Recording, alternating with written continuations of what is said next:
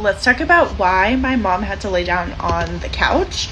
A little story time of what happened in that video. If you didn't see it, go back and watch that video first. So mom was in town. We were all sitting at the table. We had just eaten sourdough cinnamon rolls. You know, maybe 10 minutes later, she immediately set her carbs down, said, I need to lay down. Jumped up from the table, ran over to the couch, laid down. I do this, so it doesn't really concern me. Like, I know what this is. So I went over and I was like, Mom, what are you doing? You know, we documented the whole thing. She had never had sourdough before, and sourdough's fermented, and so you could have an increased histamine response from that.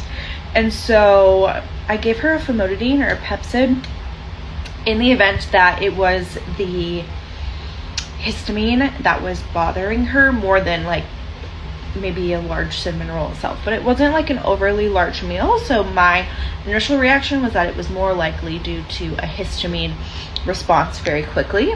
My mom also does have reactive hypoglycemia, so this is like what I'm learning is the opposite of gastroparesis, and is what I've been dealing with. The gut blood, instead of going too slow through your gut, it goes too quickly to your gut, takes blood away from your extremities, and then you need to lay down after you eat. And if you have a big meal, blood can move too quickly, and it can also drop your blood sugar. And so it's possible that it kind of triggered this dysautonomia response in her. She didn't actually have to lay down too long.